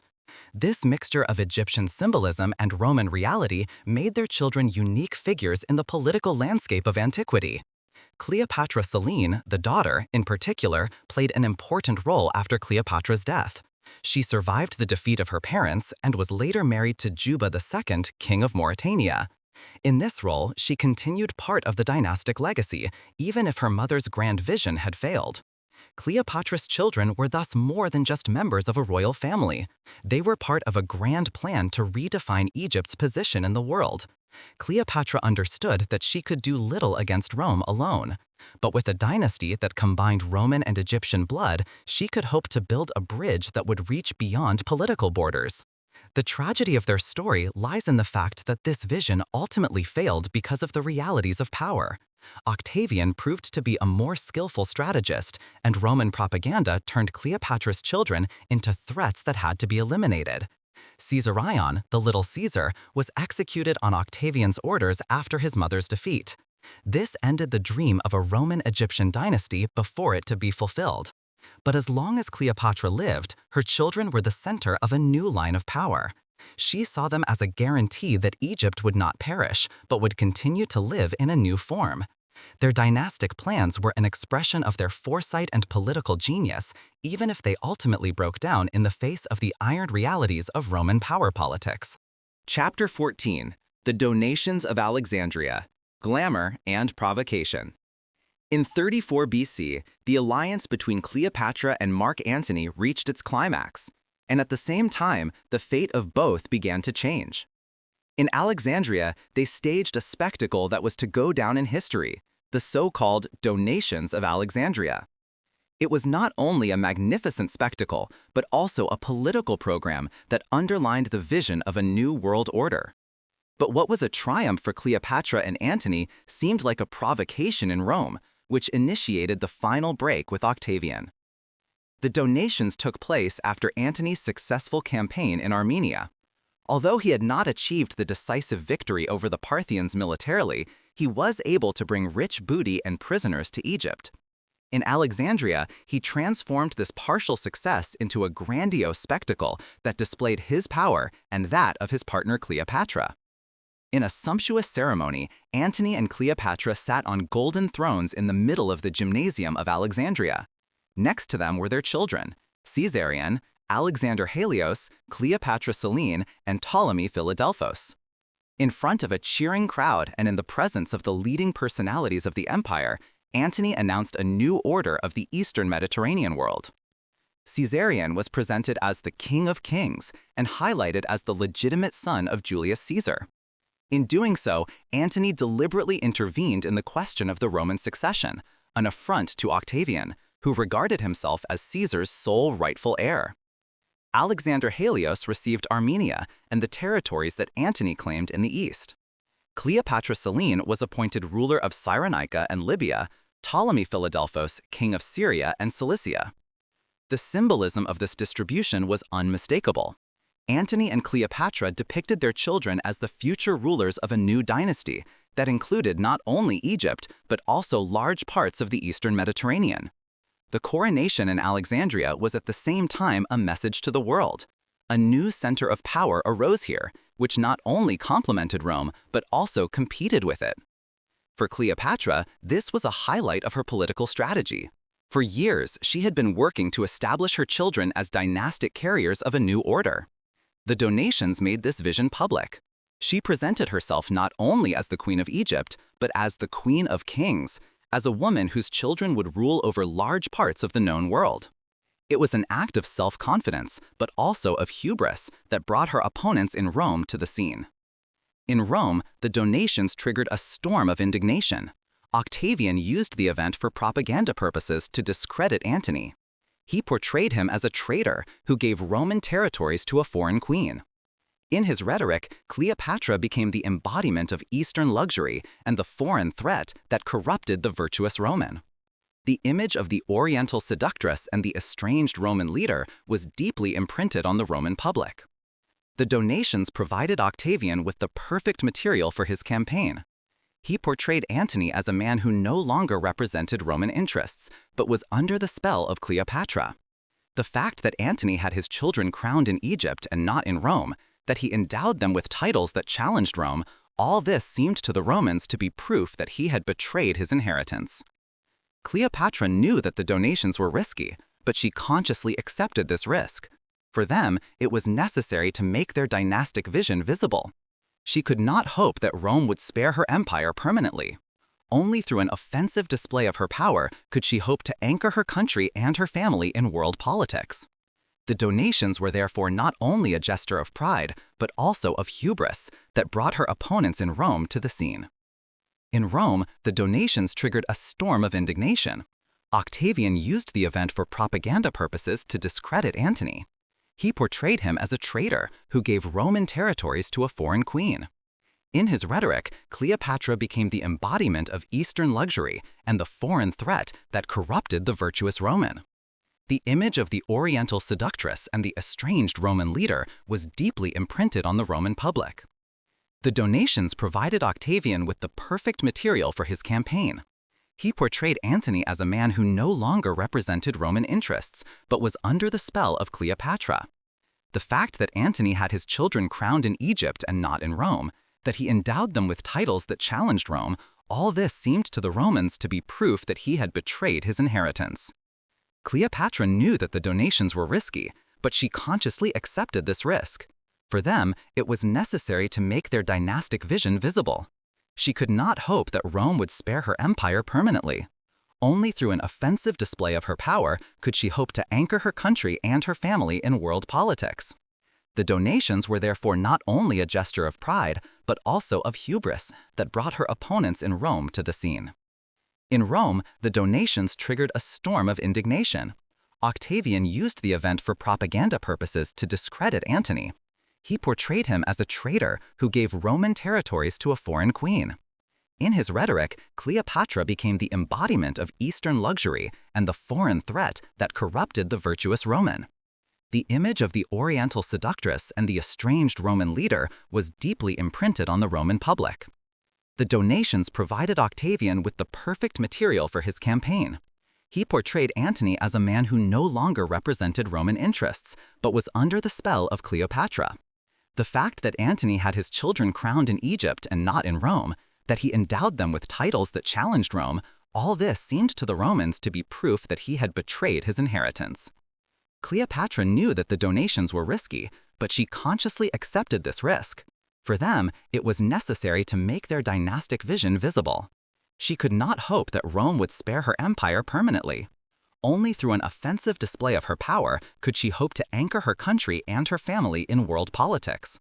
The donations were therefore not only a gesture of pride, but also an act of desperation, an attempt to create an alternative order in a world dominated by Rome. The spectacle in Alexandria was filled with Oriental splendor. Gold, purple, precious stones, all this was intended to underline the splendor of the Ptolemaic court. But behind the pomp lay a political seriousness. Cleopatra and Antony knew that they were on a confrontation course with Octavian. Their staging was a declaration of war in the guise of a celebration. For the Egyptian population, the donations were a signal of strength. They saw their queen as a woman who not only defended Egypt, but raised her children to rulers of great empires. For them, Cleopatra was not the foreign queen, as she was portrayed in Rome, but the legitimate pharaoh who led her country into a glorious future. But the reality was harder. Rome was too powerful, and Octavian was too resolved. The donations gave him the tools with which he could consolidate his political position. In the years that followed, he prepared the open conflict against Antony and Cleopatra, a conflict that was to culminate in the famous naval battle of Actium. The donations from Alexandria were thus a turning point. They showed Cleopatra's political foresight, her ability to stage, and her unwavering determination to secure her empire and her family. At the same time, however, they revealed the limits of their power. By putting her children at the center in a way that Rome perceived as a challenge, she accelerated the clash with Octavian. Thus, the donations were a moment of glamour and provocation, an act that embodies Cleopatra's greatness as well as her tragedy. She raised her children to kings and queens, but in doing so, she called upon the whole power of Rome against her. Chapter 15. The Road to Actium. Power Struggle with Octavian. After the donations of Alexandria, the break with Octavian had become inevitable. The magnificent staging, with which Cleopatra and Antony declared their children rulers over large parts of the eastern Mediterranean, had seemed like a provocation in Rome. Octavian was a master at exploiting this event for propaganda purposes and consolidating his political position in Italy. From then on, he portrayed Antony as a traitor who allowed himself to be ruled by a foreign queen, and Cleopatra as a dangerous, decadent seductress who threatened the order of the Roman Republic. The power struggle was not only a personal rivalry between Octavian and Antony, but a struggle for the future of the Roman world. Octavian, the adopted son of Caesar, saw himself as the rightful heir and defender of Rome. Antony, Caesar's old comrade in arms, also claimed the succession. But while Octavian had his power base in the west, Antony concentrated on the east, and thus on the alliance with Cleopatra. For Antony, Egypt was indispensable.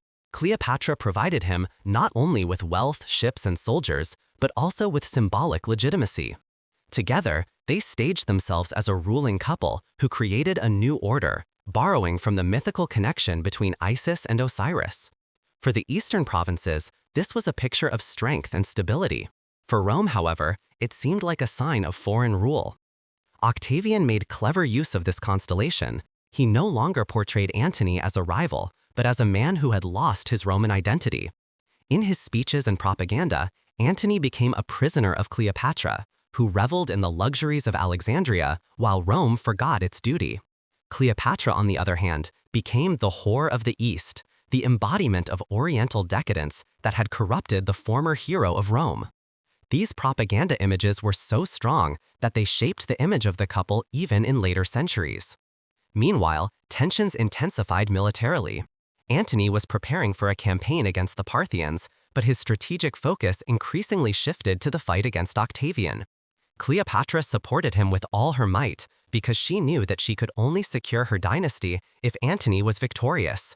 But this war was not just a conflict between two men, but a clash of two worldviews: the Western-influenced Rome under Octavian and the Eastern-influenced vision of an empire embodied by Antony and Cleopatra.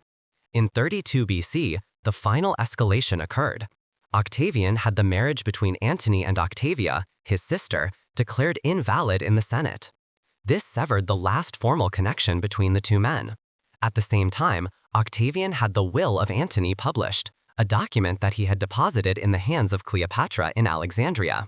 Whether this will was genuine or falsified by Octavian is still disputed today.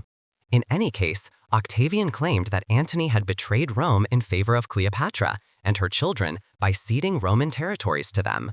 This accusation outraged the Roman public and gave Octavian the pretext to officially declare war. But the war was not for Antony, at least not officially. It was for Cleopatra. Octavian portrayed it as a campaign against a foreign queen who threatened Rome.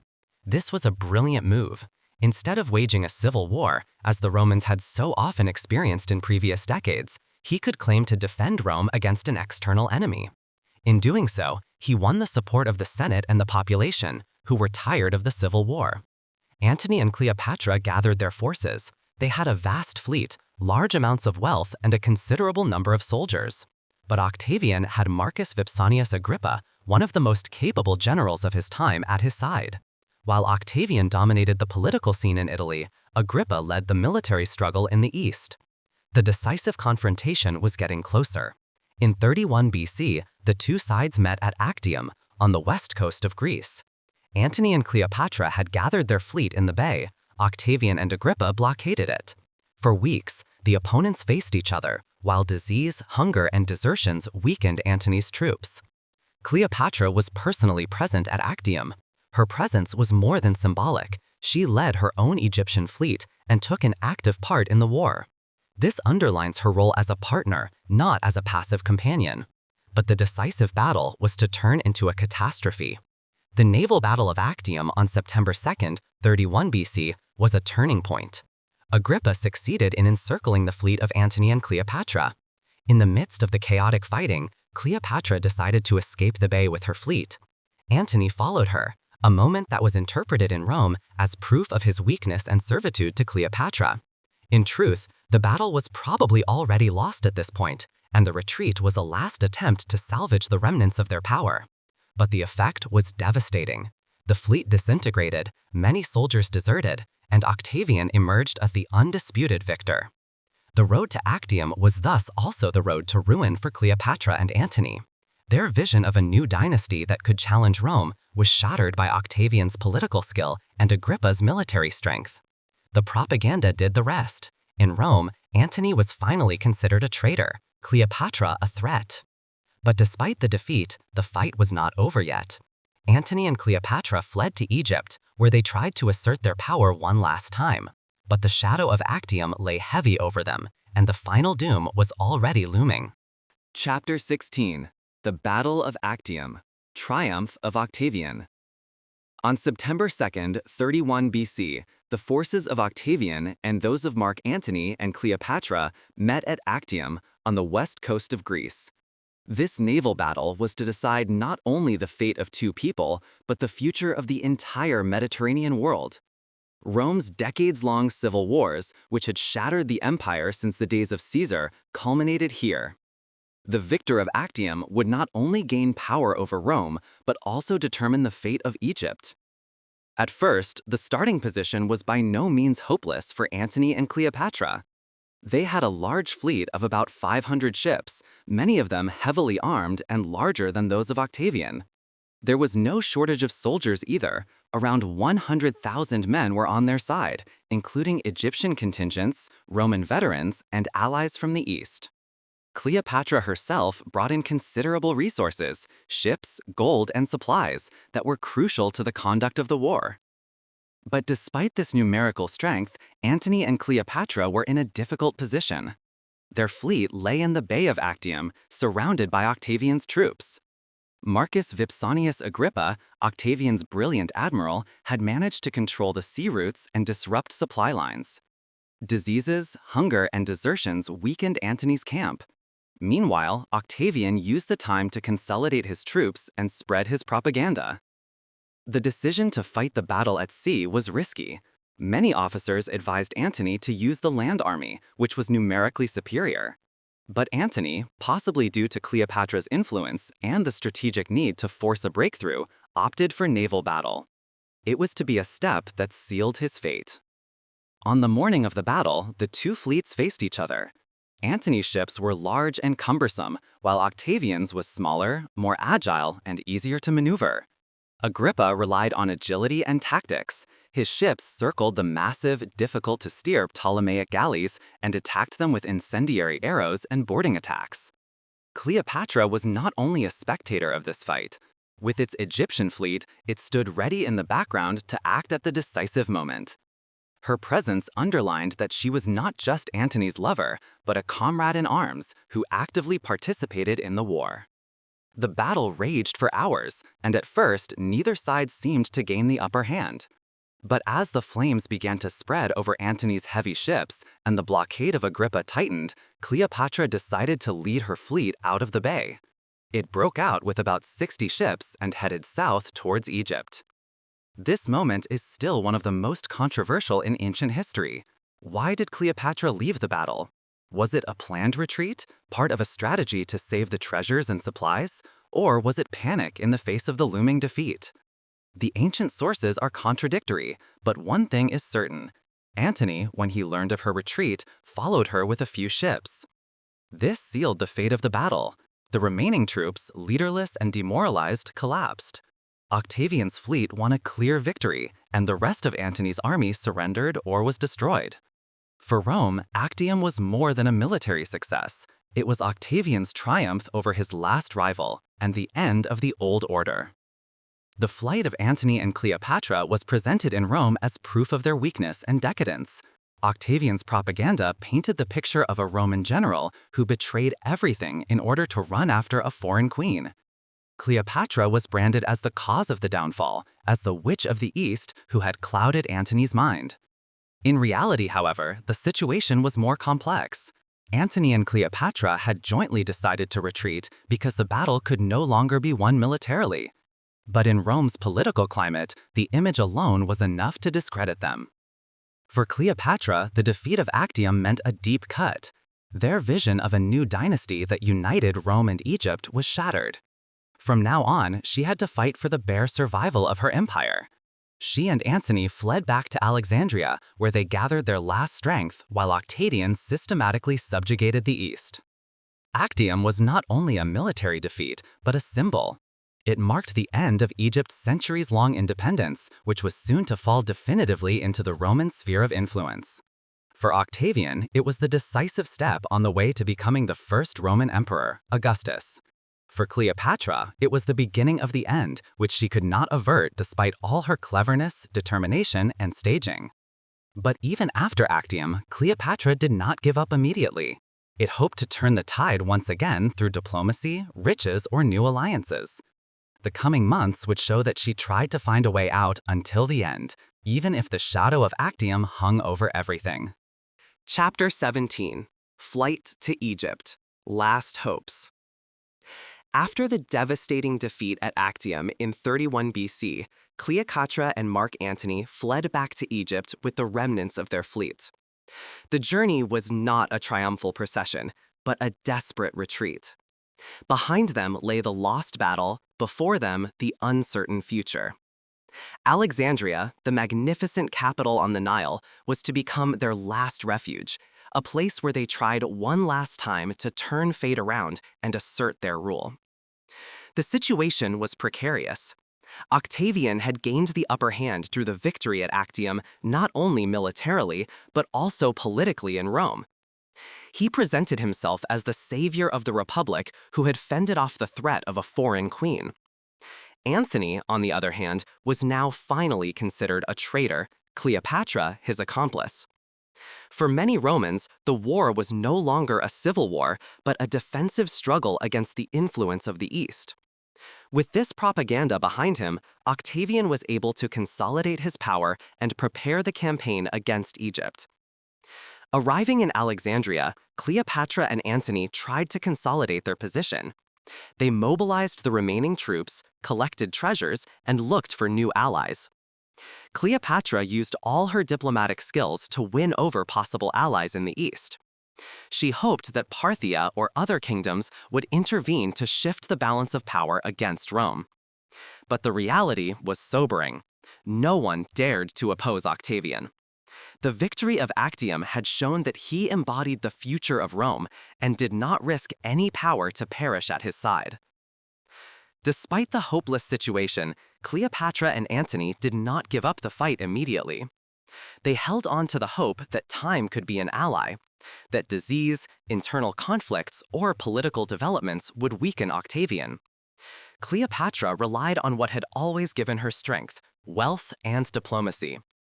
She began to mobilize treasures from the temples and palaces to win Octavian over with a possible peace offer. Gold, silver, precious stones, all of these were to serve as bargaining chips. At the same time, Antony tried to motivate his troops, but morale was broken. Many soldiers had lost confidence after Actium, and desertions were the order of the day. Octavian's reputation as an unstoppable victor spread, and more commanders switched sides. Antony, once a celebrated general, saw his army melt away like sand between his fingers. For Cleopatra, this meant that she was more dependent on herself than ever. While Antony fell increasingly into despair, she kept her eyes clear. She knew her chances were slim, but she looked for every way out.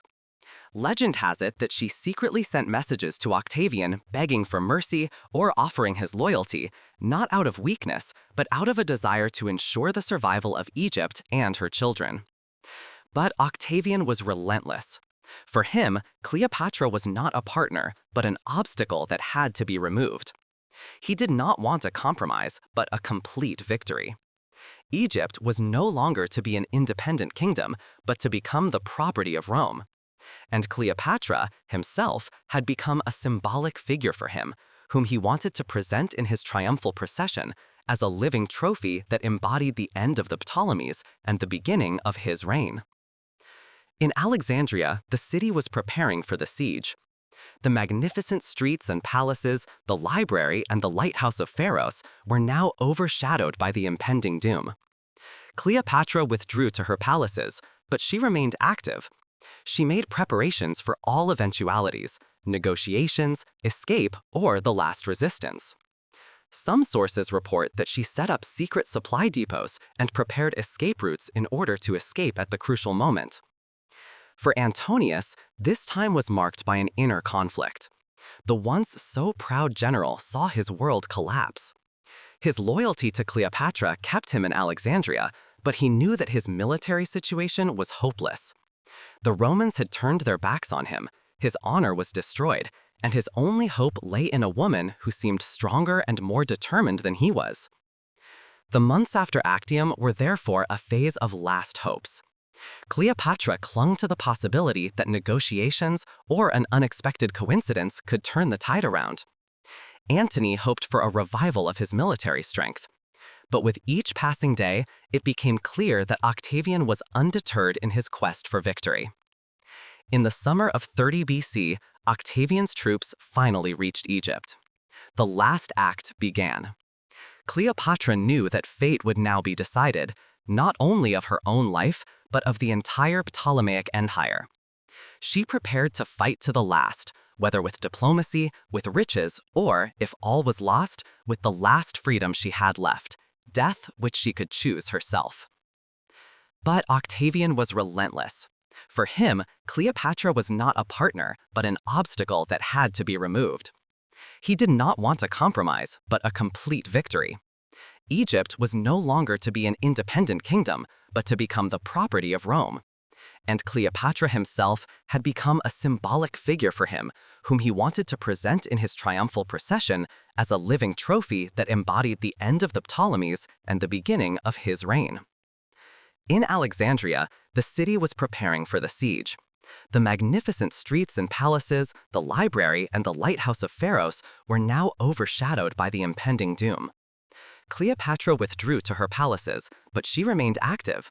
She made preparations for all eventualities, negotiations, escape, or the last resistance. Some sources report that she set up secret supply depots and prepared escape routes in order to escape at the crucial moment. For Antonius, this time was marked by an inner conflict. The once so proud general saw his world collapse. His loyalty to Cleopatra kept him in Alexandria, but he knew that his military situation was hopeless. The Romans had turned their backs on him, his honor was destroyed, and his only hope lay in a woman who seemed stronger and more determined than he was. The months after Actium were therefore a phase of last hopes. Cleopatra clung to the possibility that negotiations or an unexpected coincidence could turn the tide around. Antony hoped for a revival of his military strength. But with each passing day, it became clear that Octavian was undeterred in his quest for victory. In the summer of 30 BC, Octavian's troops finally reached Egypt. The last act began. Cleopatra knew that fate would now be decided, not only of her own life, but of the entire Ptolemaic Empire. She prepared to fight to the last, whether with diplomacy, with riches, or, if all was lost, with the last freedom she had left, death which she could choose herself. Chapter 18. Fall in Alexandria. Antony's last hours. The summer of 30 BC brought the inevitable end for Cleopatra and Mark Antony. Octavian advanced with his legions against Egypt, and the last retreat of the Ptolemaic Empire, the proud city of Alexandria, became the scene of a final tragedy. Here, the fate of two people who once dreamed of a new world order was to be fulfilled in blood and despair. When Octavian's troops crossed the borders of Egypt, Cleopatra was still trying to avert the worst through diplomacy. She had sent messages to Octavian offering riches, loyalty, and even the surrender of the throne to Caesarion. But Octavian did not let himself be softened. His goal was clear: the complete subjugation of Egypt and the end of the Ptolemaic dynasty. For him, it was a political program, the securing of his autocracy in Rome, and a personal triumph over Antony. Antony, on the other hand, tried to save his military honor one last time. With the remnants of his troops, he opposed Octavian. But his army was no longer the strong fighting force of days gone by. Many soldiers deserted, others had little motivation to risk their lives for a lost cause. Nevertheless, Antony went into battle. For him, it was no longer just a military maneuver, but a final act of pride and loyalty to Cleopatra. The battles at the gates of Alexandria quickly went in favor of Octavian. Antony's horsemen fled, his infantry was surrounded, and soon the entire defense collapsed. When the news reached the city that Cleopatra's fleet, which was in the harbor, had also gone over to Octavian, the last spark of hope was extinguished. Antony felt betrayed, not only by his fate, but by the circumstances that made him seem like a plaything. In this desperate situation, a rumor spread that hastened the end. It was said to Antony that Cleopatra was dead. Whether this rumor was deliberately spread or was a misunderstanding cannot be said with certainty. But for Antony, it was a crushing blow. The thought that the woman for whom he had given up everything was no longer alive took away his last will to live. In his desperation, he decided to end his life. With his own sword, he threw himself into the blade. But death did not come immediately. Severely wounded, bleeding, and half unconscious, he learned that Cleopatra was still alive. She had retreated to her mausoleum, which she had prepared like a fortress, with supplies, treasures, and the means to take her own life in case of emergency. When Antony heard this, he begged to be brought to her. The scene that ensued is one of the most poignant in antiquity. Cleopatra had her servants let down a rope from the window of the mausoleum, and the men drew the badly wounded Antony up to her. With the last of his strength, he was lifted into her arms. There, in the face of death, the two lovers found each other for the last time. Plutarch describes this scene with deep tragedy. Antony, bleeding and nearing the end, tried to comfort Cleopatra while she kept him in tears. He is said to have told her not to sacrifice her life senselessly, but to try to negotiate with Octavian. Then he died in her arms, Octavian's last great rival, a man who had once been one of the mightiest in Rome, and now died a broken general. For Cleopatra, this moment was a double loss. She lost not only her political partner, but also the man who had given her support and closeness in recent years. But she hardly had time for mourning. Octavian advanced on Alexandria, and Cleopatra knew that her own fate was now up for decision. Antony's death was also the end of his camp. His remaining followers defected to Octavian, and the city soon surrendered without further resistance. Cleopatra had retreated to her mausoleum to plan her last steps. She had the doors locked and threatened to let the huge treasures go up in flames if Octavian tried to capture them alive. Octavian recognized the seriousness of the situation. He wanted to get Cleopatra alive in his hands, not out of pity, but out of political calculation. A bound queen in a triumphal procession through Rome, that was the greatest victory he could imagine. Therefore, he sent her messages, promised mercy and a dignified fate if she surrendered. Cleopatra, who held the death of her lover in her arms and at the same time had the threat of Octavian before her eyes, was now faced with her final decision. She knew that in Rome she would expect only humiliation, that her image would be driven through the streets not as a queen but as prey. For a woman like her who had spent her whole life staging her power, her dignity, and her role as ruler, this was worse than death. So Cleopatra prepared herself inwardly for the last step. Antony was gone, Egypt was lost, and only her own will could determine how her story would end. The last act of their tragedy was imminent. Chapter 19. Cleopatra's Death, the Last Queen of the Nile. With the death of Mark Antony, Cleopatra was alone. Alexandria was in the hands of Octavian. Her fleet had capitulated. Her treasures were in danger of falling into foreign hands. What remained was the queen herself and her fate. At that moment, in the summer of 30 BC, Cleopatra had to make the last and most difficult decision of her life. Octavian tried to bring her alive into his power. For him, Cleopatra was not just a ruler, but the last trophy of his long power struggles. Captured alive, she was to be paraded through the streets of the capital as a symbol of Rome's victory. Other kings and princes had already suffered such humiliation, who were presented as booty in the triumphal processions of Roman generals. But for Cleopatra, who had built her whole life on staging, dignity, and divine representation, this thought was unbearable. In her mausoleum, where she had held the dying Antony in her arms, she began to plan her death. Legends tell that she procured a poison or a snake, the famous cobra, the symbol of Egypt, to kill her. Other sources claim that she prepared a mixture of poisons that she had tested for a long time. The exact circumstances remain in the darkness of history, but one thing is certain: Cleopatra deliberately decided to prefer death to captivity. However, before she took this last step, she tried once again to protect her children. Caesarion, their eldest son and the alleged son of Julius Caesar, was in great danger. Octavian could see in him a rival, a possible heir to Caesar, who endangered his own position. Cleopatra allegedly advised him to flee, but the escape failed. Octavian later had Caesarion executed, a cruel but politically logical act to secure his autocracy. Their younger children, Alexander Helios, Cleopatra Selene, and Ptolemy Philadelphos, stayed behind in Alexandria. They were not threatened with immediate execution because they were too young to pose a danger. Octavian took them with him to Rome, where they were later placed in the house of his sister Octavia, who raised them. For Cleopatra, this was little consolation. At least some of her descendants survived. As she approached death, Cleopatra dressed herself in royal robes for the last time. Ancient sources report that she sat in her chamber in a golden diadem, purple and jewels made of precious stones, not as a prisoner, but as a queen. Her death should not seem like a defeat, but like an act of dignity and self-determination. She staged her end just as consciously as she had staged her life. Then came the decisive moment. Whether by the bite of a snake that was brought to the mausoleum in a basket of figs, or by poison that it administered to herself, Cleopatra died, probably on August 10th, 30 BC. Her two faithful servants, Iris and Charmian, followed her to her death.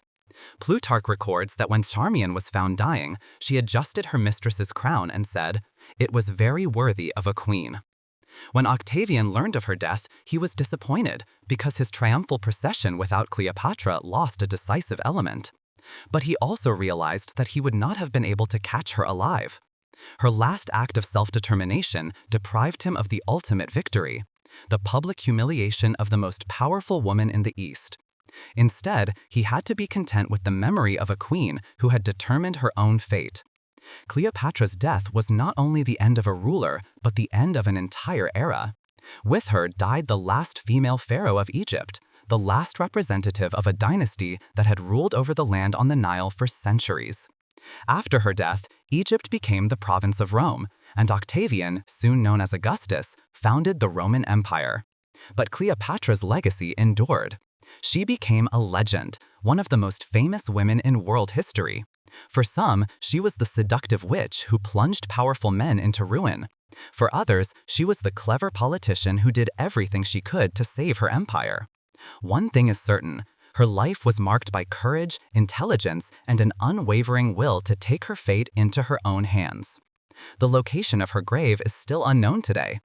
Ancient sources report that Octavian had a common tomb built for her and Antony, where they were to rest side by side. Whether it will ever be found is uncertain. But she lives on in people's memories, as Queen of the Nile, as the last pharaoh, as a woman who did not allow herself to be bowed down. Cleopatra's death marked the end of an era and the beginning of a new world. Rome became the undisputed great power, and Egypt lost its independence. But the story of this woman remained everlasting. She had known how to bind men like Caesar and Antony to herself, and she had shaped her life herself until the end.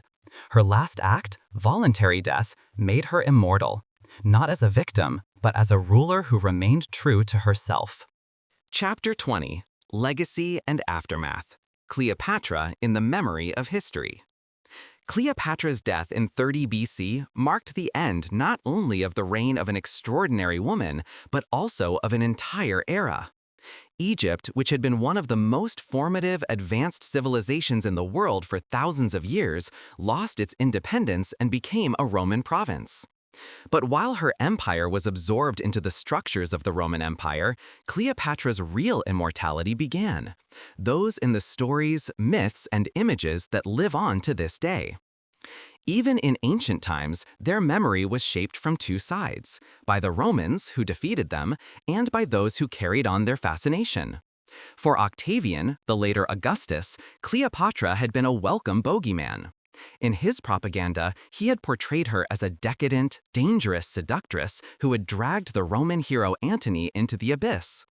This image took root in Rome and served as a justification for the new emperor. It was not Antony alone who was to blame for his downfall, but the foreign queen who had allegedly enchanted him. In this narrative, Octavian was the savior of Rome from the pernicious influence of the East. But at the same time, the other image remained, that of the powerful, clever ruler who knew how to defend her empire against the superior force with courage and determination. Greek and Egyptian traditions portrayed Cleopatra as an educated woman who spoke several languages, was well-versed in philosophy and science, and cultivated her country's culture as well as her political independence. In the collective memory, a double Cleopatra emerged: the dangerous seductress and the wise queen. These two images determined their aftermath for centuries. In the Middle Ages and early modern times, its history and its tragic end were taken up again and again. The scene of her death in particular exerted a strong fascination. Poets, painters, and playwrights depicted her lying on her golden bed in the queen's jewelry while the serpent killed her. This idea, half legend, half reality, became a symbol of female dignity and self-determination in the face of doom. In the Renaissance, Cleopatra began to be glorified as a woman of extraordinary beauty. Artists such as Michelangelo or Titian took up her image, often at the moment of death, and made her an icon of femininity. Later in the Baroque period, she became the main character of countless operas and plays. Her life offered all the elements of a great tragedy: love, power, betrayal, and death. Cleopatra rediscovered the romanticism of the 18th and 19th centuries in particular. Poets such as Shakespeare had already immortalized her in her drama Antony and Cleopatra, 1607, but in the 19th century, she finally became a symbolic figure of passion. For many, she was now less a queen than the embodiment of the woman who was driven to ruin by love and fate. Modern historiography tried to free the image of Cleopatra from these myths and to make the historical figure visible. Archaeological finds, ancient texts, and numismatic sources showed a ruler who was far more than a seductress. Cleopatra knew how to stage power, forge political alliances, and modernize her empire. She spoke the language of her people, which was unusual for a Ptolemaic ruler, and consciously presented herself as the successor of the pharaohs. She combined Greek Hellenistic culture with Egyptian traditions, giving her people a sense of continuity. Cleopatra also remained present in the popular culture of the 20th century. Hollywood made her a screen icon, especially in the monumental film Cleopatra from 1963, in which Elizabeth Taylor embodied the queen. In lavish costumes and dramatic scenes, her life was once again stylized as a great love tragedy. The film shaped the image of Cleopatra for millions of people around the world as a woman of incomparable beauty and power. But beyond the myths and representations, the historical Cleopatra remains fascinating. She was the last ruler of a declining empire who dared to oppose the greatest power of her time. She used all her skills, political cleverness, education, charisma, and staging to defend her country. It ultimately failed due to the superior power of Rome, but its failure made it immortal. Her legacy lies not only in the legends, but also in the question of how we understand power, gender, and history. Cleopatra was a woman in a world dominated by men. She asserted herself not despite, but with her femininity, by turning it into a weapon without losing her political edge. For their opponents, this was a threat. For later generations, a source of admiration. To this day, Cleopatra remains a figure between history and myth. It is a symbol of power and beauty, of wisdom and passion, of rise and fall. Her life and death exemplify the great dramas of antiquity and the unbroken fascination of a woman who influenced the course of world history and remained true to herself even in the face of defeat. With it, the time of the pharaohs ended, but a legend began that lasted for thousands of years. Cleopatra, the last queen of the Nile, became immortal, not through victory, but through the way she accepted her destiny and shaped it herself.